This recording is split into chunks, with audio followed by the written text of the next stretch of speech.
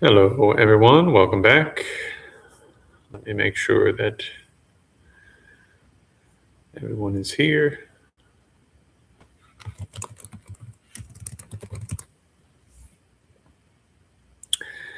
Got two people in the room.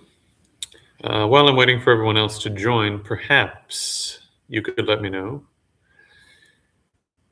if this goes black or if you can see it. Is it letting you see?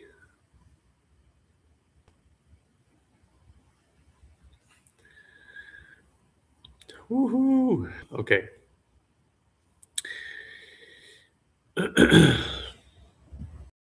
So I'm not going to scroll just in case YouTube thinks it's a copyright.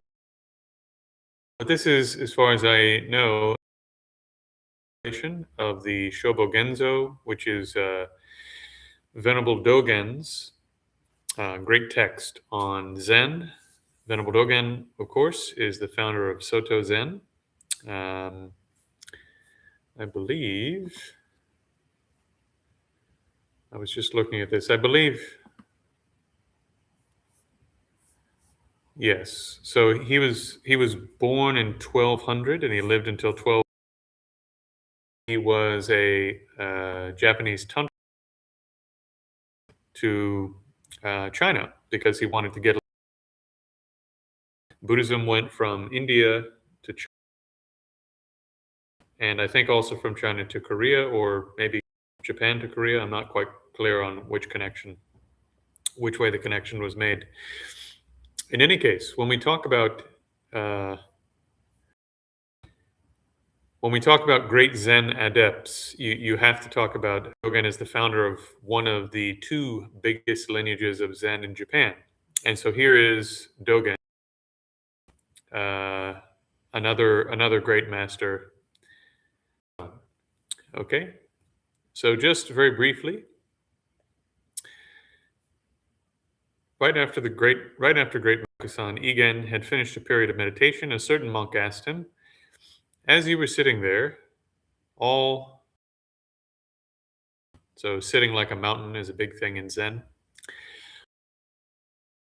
The master answered, "What is based on not deliberately thinking about any particular thing?" The monk then asked, "How can what anyone is thinking about be based upon not deliberately thinking about something?" And the master replied, "It is a matter of what I am thinking about being the point." So, just to wrap up our just sitting practice and the Zen tradition, I wanted to highlight an example to show you that in line with sense gates and all the work we've done in that regard in the last, here is one of the great Zen adepts. By the time we get to talking about consciousness itself, right, and he's talking about the fact that even when the mind isn't quiet, as I was saying, like sitting in the center, unmoving, the mind is in a state of observation where the point is not what you are thinking about. There may be things appearing, to say there may be nothing appearing there at all. Either one is. And for those of you who sat for 30 minutes or 45 minutes or an hour last night focusing on consciousness, you probably have more of a sense of this than people who are joining for the first time today. But the foundation of this technique is to, again, we have to use analogy and sort of half, because the subjective experiences of this is very different. But you have to pull the mind back, and it acts as an observer, an impartial observer, isn't really involved with whatever happens to be appearing on the surface. In Gelug Mahamudra, they call this moving minds and still, which I think is quite helpful. Together, where you can think about all this turbulence, but underneath, completely, perfectly still. So on the surface of your mind, there can still be activity. But underneath, at least when you're doing really powerful, choiceless, intentionless observation of that act, underneath it can be perfectly still. So, with the blessing of both and the it's either the third or the fifth Panchen Lama.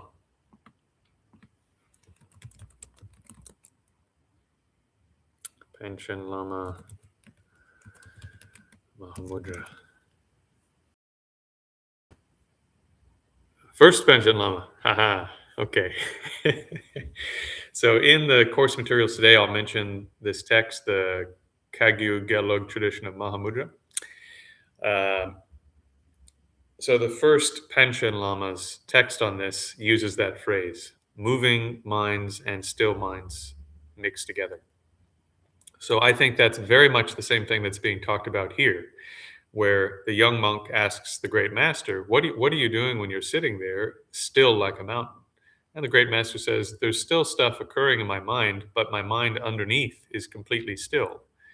What's on the surface and occurring on the mind is not the point of the session at all.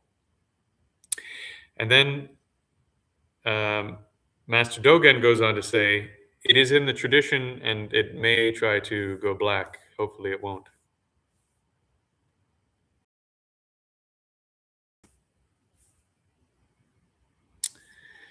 He goes also, and this will sound familiar to those of you who have been around Buddhist stuff for a while. Also, there's a type of person among the Chinese, and he's writing in the 12th century here, who says, doing one's utmost to sit in meditation is the essential practice, whether as a beginner or someone who has come to training late in life. In other words, is the only thing, the essential practice, the only thing to do is to just sit in meditation. I mean, he's here and there's a type of person in the West, the only thing you need to do in Dharma is just sit and do meditation. And what is Dogen? Supposed to be all about non-conceptual stuff and sitting in practice. What does he say? He said, this is not necessarily the daily behavior of Buddhas and the ancestors. As well as sitting was their meditation practice. Their body was speaking or silent, moving or inactive. So don't you depend solely upon that, the method of simply sitting still like a mountain. So I wanted to show you once again that the techniques that I'm teaching you, standing, sitting, walking, laying down, this is an approach that is put forward by one of the greatest Zen masters of. And this approach of being able to watch the mind even when there's activity as a profound meditative technique. First Panchen Lama, who's like one of the great saints of both the of Tibetan Buddhism, is one of the lineage masters that Dogen is relying upon, and Dogen himself. Okay, so just to give you some lineage and some feeling of faith that more than just some guy on the internet who thinks that they're pretty cool, right? I have a PhD for what it's worth, but know me from Joe Bob. So these are the words of the great master. Okay, now we will move on to talk meditation. Please do let me know if the screen went black. Oh, sorry. I think I just lost the screen.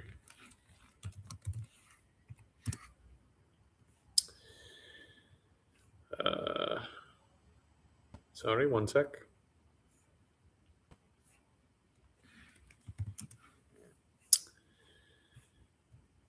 So now we'll talk about rumination meditation. We have now completed the portion on opening the 6 sense gates. We've completed the portion on walking meditation. We've completed the portion on standing meditation, and we've completed the portion on intensive breath meditation, which brings us up to at least maybe stage 4, stage 5 of the 9 abidings. Okay? So now we're going to talk about how to form, having now in your own being looked at vision, sound, smell, taste, tactile sensations. The only thing we haven't done a lot of work on controlling and shaping is all of the stuff that's going to appear in the theater of consciousness, let's say.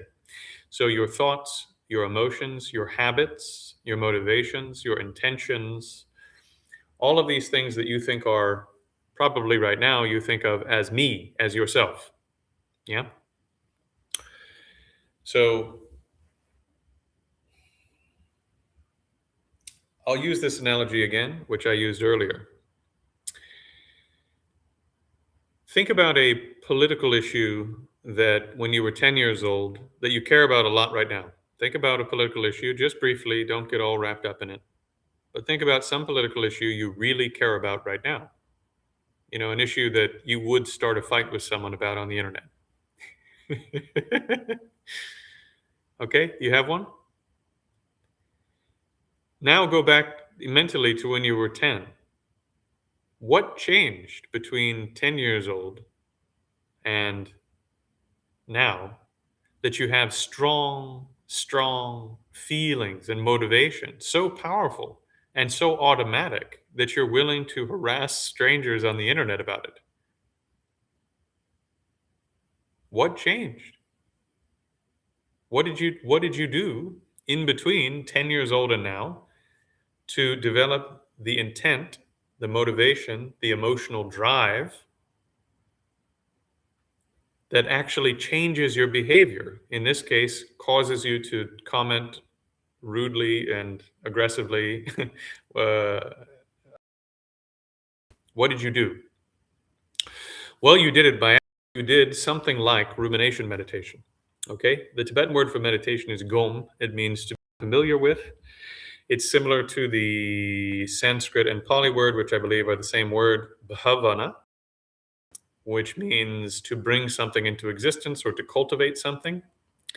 In any case, getting away from all the terminology, what these words mean are that you're using whatever faculties you can, whatever tools you have available, to change how you think and feel about something. Mostly, we do this by accident. Now, I'm going to teach you how to do it on purpose and how to do it for the purposes of training in the path. So this process, or one like it, is used for deliberately changing the content that's on the surface of. So previously, you didn't. You have a powerful, motivating drive to change. Previously, you didn't care at all about. Previously, you felt really nice about your ex, romantic partner, and now you have powerful about your romantic partner, right? What changed? Well, whatever changed in between, we did by accident, but it's so powerful now that we automatically these issues and it drives our behaviors. So, one, rumination meditation, gom, means to become familiar with some new set of thoughts, some new set of emotions, some new set of drives, some new reasons, some new set of ideas, and to spend so much time with them that they become automatic. That just becomes how you are. You know, when you hear your ex's name, automatically you're annoyed. It took a lot of work, but you finally did it.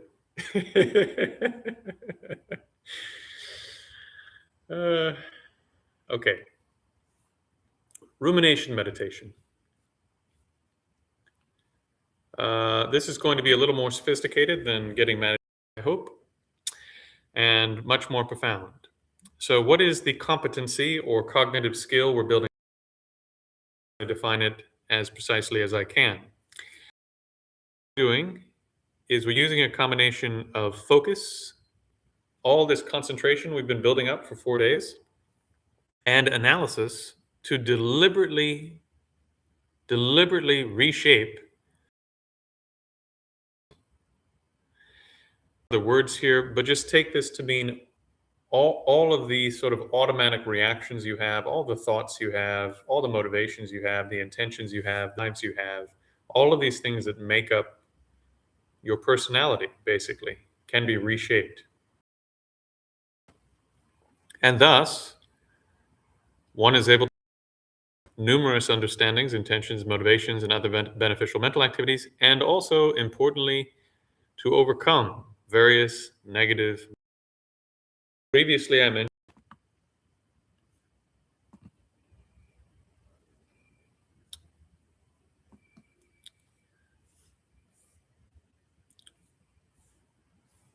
hopefully you can still see this. Please scream at me if you can't. So I've linked this below the video.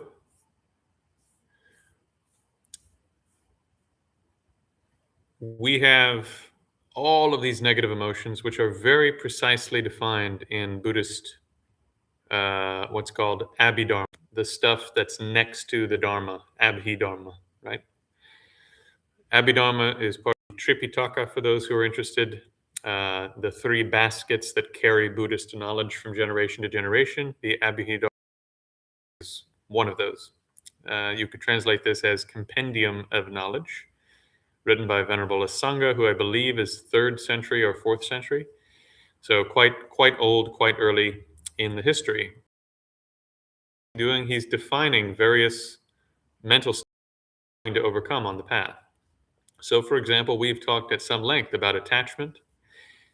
This word, raga, in Sanskrit, duchak, can be translated so many different ways, as you can see, because it doesn't perfectly map to any one of these concepts, but it can span all of them, right?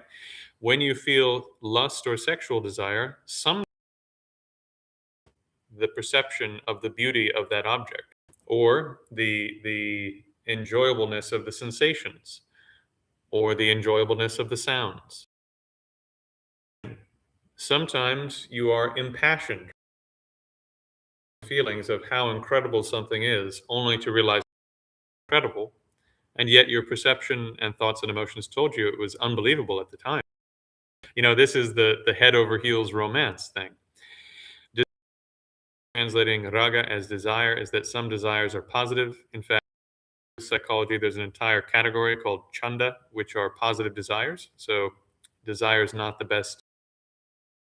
Greed generally only applies to, well need or accumulating more than you need of the stuff that you have. It's related to exaggerating the benefits of those things. But again, it's helpful to understand all the definitions. I'm not going to go over all the definitions of these, but there are 6 afflictions, primary negative mental states, and then there are 20 secondary negative mental states. And for all of us, usually one of them is primary. So maybe for you, do you need to? Oh, somebody said, do I need to identify?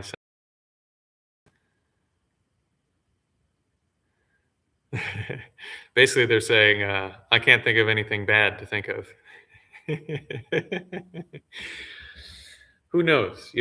Find a thing. Maybe you read about eating local produce, and it annoys you that nobody will eat local produce or something. There's some issue you didn't used to care about that you care about now, if you think through it. But no reason to spend too much time on it. It was more of an illustration. Okay, so we're defining the meditative competency. So using a combination of focus and analysis. The focus, the skills in focus we've built up, the skills of analyzing ourselves that we've begun to build up. and the skill of thinking things through, which we haven't done yet, we're going to do now. Uh, we can reshape concepts, perceptions, and emotions. We can cultivate all sorts of beneficial mental states, let's say, states. Generally speaking, I think it's good that your mind be able to go where you want it to go. Otherwise, something through, your mind will go a million. And then when it comes time to actually hold concentration, your mind again will run off, and the level of transformation you can achieve.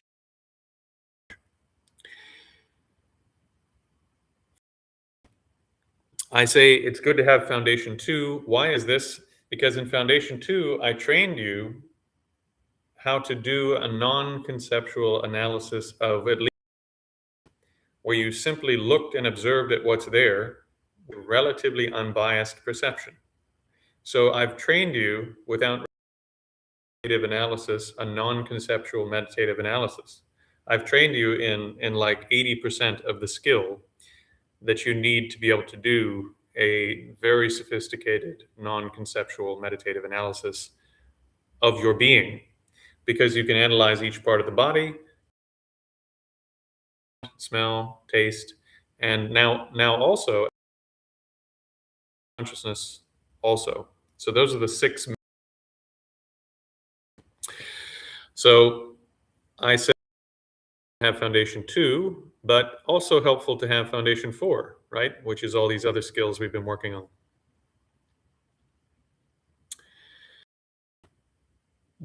In what context do you use rumination meditation?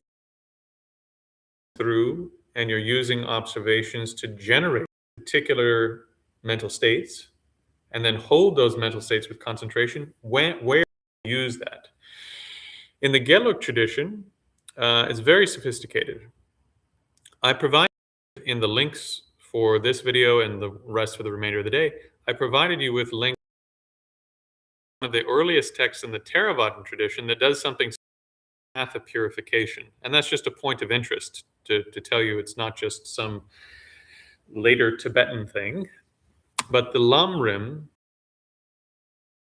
is a genre of literature that breaks down all of the types of meditations you need to have, from where you're seated literally right now, today, in your room, all the way to full awakening as a Buddha.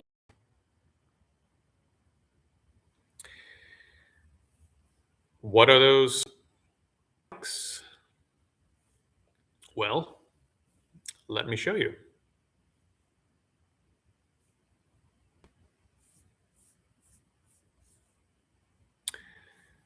Please do tell me if this all goes black. I'm assuming that it didn't go black. So I have this link provided for you also in the linked materials under Lamrims. I have great Lamrims of the Gelug, so you can just have. I also have the Essence of Nectar, which is, if not the shortest, amongst the shortest Lamrims. Good people are telling me that it's. And this friendly version of Lamrim, written and compiled by students of Lama Zopa Rinpoche, who is an incredible modern Buddhist saint who recently passed away 3 years ago.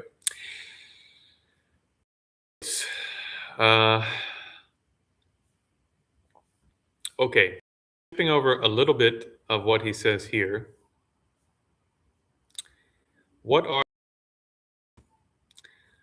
So the first is you need to be able to. So there's a series of contemplations that and rely on the lineage. If you can rely on the teacher and the lineage, you'll be able to soak up what in order to progress along the path. So the first level, which they're calling preliminary here, is guru devotion, being able to rely on a teacher lineage to make progress. What they're calling level 2 here, which is generally actually Well, that's not so important. The second section has 5 components. You wanted to do Theravada level practice, where you were just seeking nirvana only, but not seeking full enlightenment, the omniscience of a Buddha. These are the 5 topics you would begin with. The preciousness of a human rebirth, which is something that we'll do a bit of, I think, uh, is part of our ruminations. Death and impermanence. So once you realize how precious this life is, and the precious the opportunity is to rely on a teacher and a guru, then you look at the fact that, oh my gosh, this, like, it's so rare. Next topic is you think about the fact that you can't have it forever. So you have incredible lineages, you have this incredible human body that allows you to do all these practices, and you're going to die. And you don't know when. In addition to that, when you die, the possibility that you might not be reborn as a human being. You could be reborn somewhere really bad. Or you could be reborn somewhere so nice that you won't do practice, like most of the heavenly realms. It's just so nice you won't do anything. And therefore, you will miss the opportunity for a long time from a Buddhist standpoint, right? Heavens don't last forever, according to Buddhism. So if you go to a heavenly realm, chances are you won't do very much work up there, and you will have missed the opportunity to attain nirvana, and therefore, at some point, you'll be right back to suffering in an ordinary sense. And so the next subject is, okay, well, there's all this, I have this incredible opportunity.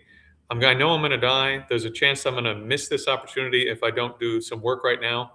So now you need even more powerful motivation.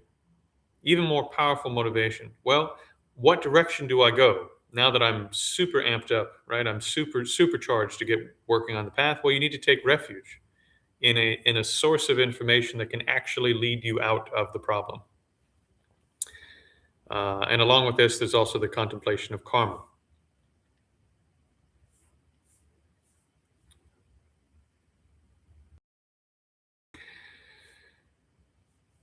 Skipping ahead a bit.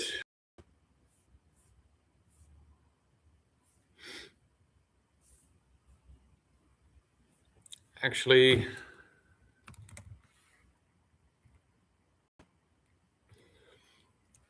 give me a moment. I'm going to jump to Wikipedia.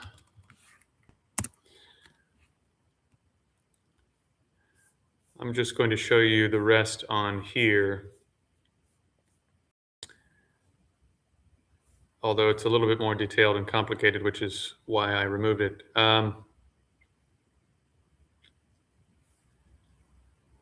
Right. Next thing is refuge in the Four Noble Truths. And then skipping ahead, we have the development of Bodhichitta, which involves, I'm actually not seeing it here. Well, in any case, it involves cultivating equanimity, then loving kindness, then a special attitude that bridges between loving kindness and compassion, and then developing sometimes another bridging attitude, sometimes not, and then developing bodhicitta. And that's the 7-point instructions on how to realize bodhicitta. And then as a support for that, you can also do another practice called exchanging self for others. And sometimes these two practices are combined. Furthermore, you need to train in generosity, ethics, patience, effort, concentration, and finally, wisdom, which is the wisdom realizing emptiness. Okay? So again, this is an extremely abbreviated description. But this is it. This is the whole path. According to Buddhism, it's the Gelug way and most of the Tibetan system's way of looking at the path. This is it. If you can cultivate look where concentration comes on the path, okay? All this stabilizing meditation stuff and attaining and blah, blah, blah. It's all the way down here. All this comes before it. So there's an entire practice that can occur before concentration, or at least concentration's building up along hasn't fully blossomed. So there's a huge amount of work to do here. How are you going to do it? How are you going to do that work?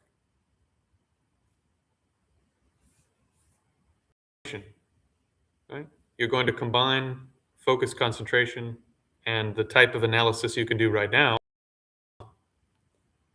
negative emotion, negative mental states, and cultivate beneficial understandings, intentions, motivations. Okay? So, you for a few more minutes here, and as we did this morning, we'll probably do 40-minute sessions leading over all this ground that we need to cover. Speaking, so Lama Tsongkhapa is the founder of the Gelug, which is my main lineage. And he also makes this important point. If you train in concentration, as we have been doing, and you do it along with something like, then you learn very early on in the process how to alternate between concentration and analysis in meditation. And when you alternate between these two, you're learning this skill of eventually being able to bring into union shamatha and vipassana, which is to translate those terms, stabilizing meditation, which is being able to place your mind on an object, i.e., the 9 stages of calm abiding, right? You're able to place your mind on an object. And analytic meditation is the ability, the best analogy I can use is when we're doing body scanning, is the ability to do non-conceptual analysis of something and or conceptual analysis of something where you, at the conclusion, you rest in a state of stabilizing meditation. Okay? So if you want to realize, according to the Nalanda tradition, which is, starts maybe 6th or 7th century up to now, and including the Gelug tradition, if you want to eventually realize selflessness and emptiness in a union of stabilizing meditation and analytic meditation, you need the punchline in reverse there. If you want to realize emptiness and selflessness, what you need is a union and analytic meditation. So many of you that you're going to realize emptiness or selflessness directly, but you can begin to gain insight at a very deep meditative level that's still conceptual, yet nonetheless incredibly profound. And eventually, when your concentration in particular matures into full calm abiding, then that full calm abiding mind can break through into the direct realization of selflessness and emptiness. So the that rumination meditation is worth doing. Most of the path can be walked with rumination meditation. It helps you prevent concentration, like subtle laxity. It prepares you to do a union of shamatha and vipassana.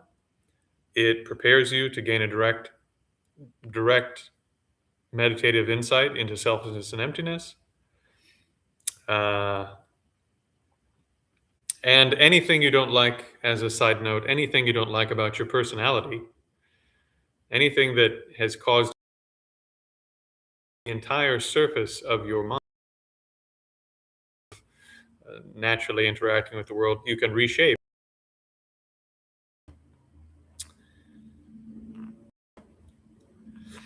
The essence of the vast and the profound.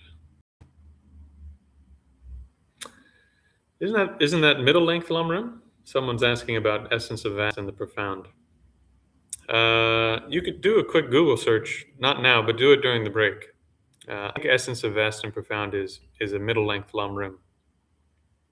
But if so, if that is the text I'm thinking of, then then it is, and I think it's one of the 18 great Lamrims.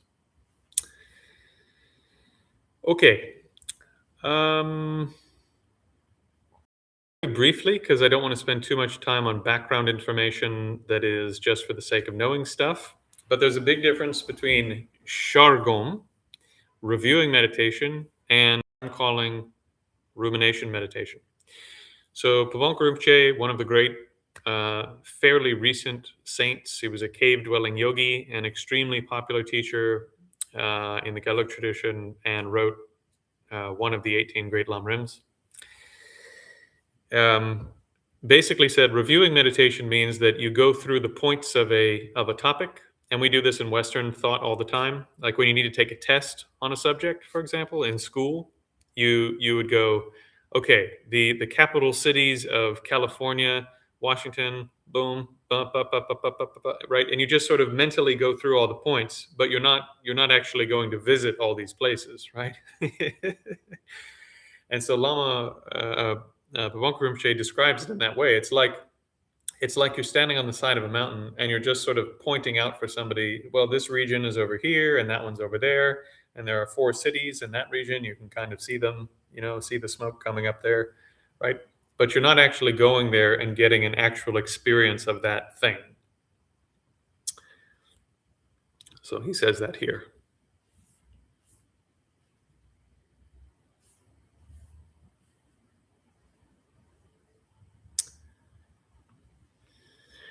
So, what should you ruminate on? I highly recommend doing rumination meditation on the Lamrim. The other thing I highly recommend doing rumination meditation on, which we may or may not have time to do this weekend, is choosing whatever your biggest problem is in terms of your delusions. And when I say delusions, I mean klesha, which are the afflictive emotions, right? That list that's linked in the thing below. So, for example, if anger is your big problem, or getting annoyed at people, then you would do the rumination meditations related to patience. If lust is your big problem, then you would do the rumination meditations related to what's called the disgusting features of the body. And we actually discussed this earlier, where we said we can do like 30 seconds of this one now, for example. Just think about your own body for a second, and think about the type of stuff that comes out of it, whatever it is, that you like the least, that you find the most repulsive, right? So if you have that in mind already, your skin is basically like a bag that's holding that material. And notice how your mind's tendency to see the body as something attractive, if you hold that feeling of, oh, wow, yeah, that's pretty gross, right? Or think about the last time you saw someone with a bad cut, and there was bone and there was this and stuff and blood, and you went, oh, wow. So the body is like a bag that's holding bone and blood and muscle and sinew and shit and piss and semen and menstrual blood and sweat and oil and bile and vomit and internal organs, right? So now if you have just a little bit of that feeling like, wow, the body isn't attractive, then you just hold it with concentration.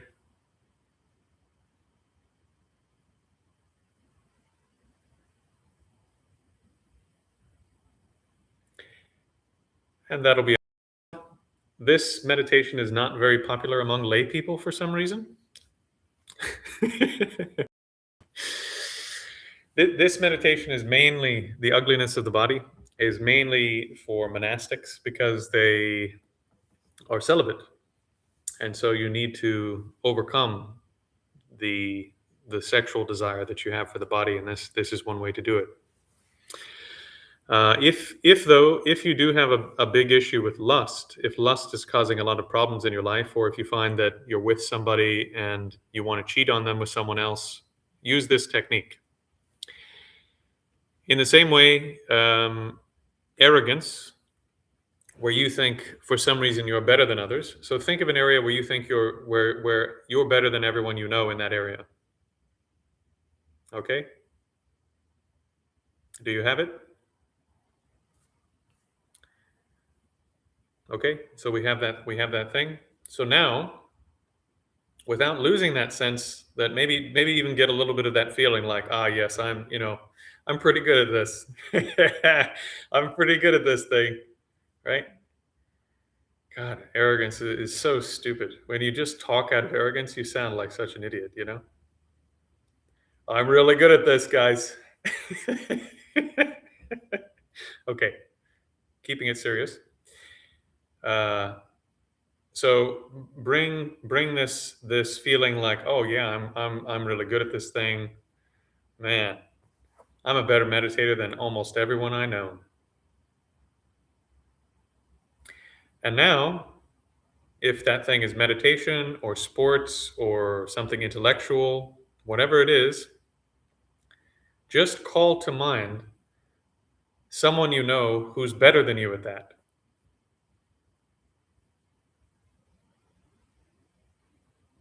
And see, probably just with that, the pride becomes less. Did you notice? Where you go, oh, actually, like compared to them, I'm not very good at this at all. And now consider that there are hundreds of people like that person who are better. Hundreds, maybe thousands. And in the area where you're really good, if you were to look at all the elements carefully, if it's sports, for example, maybe you're really good at tennis, let's say. If you looked at the pieces, right, maybe your serve isn't great, but there are thousands of people who serve better than you do, even though you're pretty good at tennis. Even among professional sports players, each one of them only has strengths in certain areas. Usually they're not the best at everything in every area, right? That's why they fill different roles on different teams. So, did you notice how just thinking this through?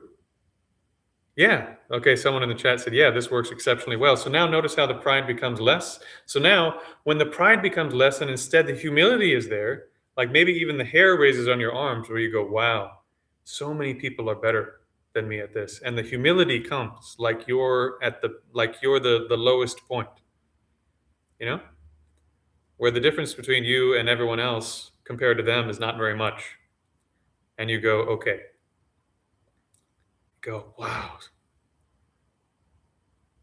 and you hold that feeling as the object of meditation. So hold that feeling of humility as the object of meditation.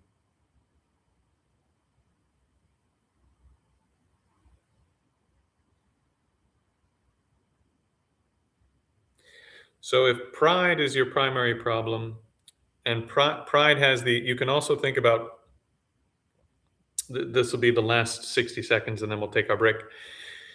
Pride has negative effects.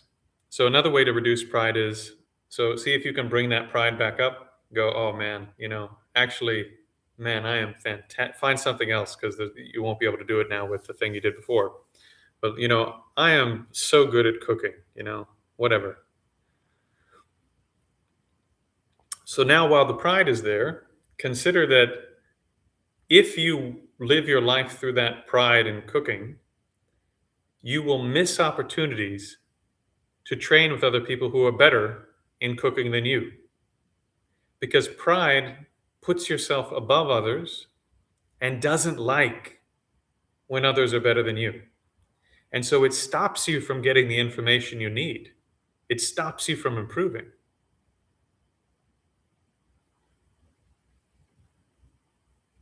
So if you can contemplate the negative effects of something like arrogance or pride, then again the humility will come.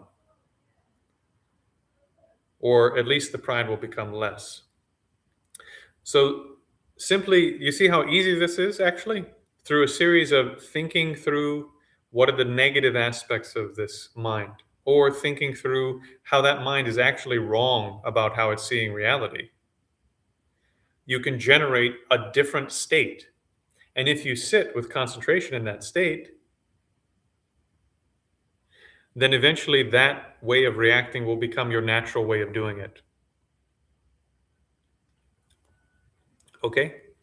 So just to bring us back down to reality, because we may have lost the point of this paragraph. The paragraph is, what should you ruminate on? So one thing you should pick one of your big problems. If it's arrogance, if it's exaggerating the positive qualities of stuff, if it's that you're a really angry person, if you're a really jealous person, if you're a really inconsiderate person, pick whatever your biggest klesha, your biggest afflictive mental state is. Find out what the opposites of it are. Find out what the negative qualities are and how it screws up your life, and spend time thinking about it until when you generate it, you can make it dissolve, or you can replace it with a different state of mind, and then you hold that conclusion with concentration in the same way that you held your mind on the breath, or you held your mind on vision, or you held your mind on anything else. You just hold your mind in that condition. And over time, you'll become familiar with it, and it will replace your negative reaction from the past. Okay? So this is, yeah, someone said thinking about their teachers of martial arts when they do martial arts helps them stay humble. I agree. So what should you ruminate on? Your biggest emotional problems from a Buddhist psychological standpoint, and you should ruminate on Lamrim topics. These are the two things I would recommend ruminating on.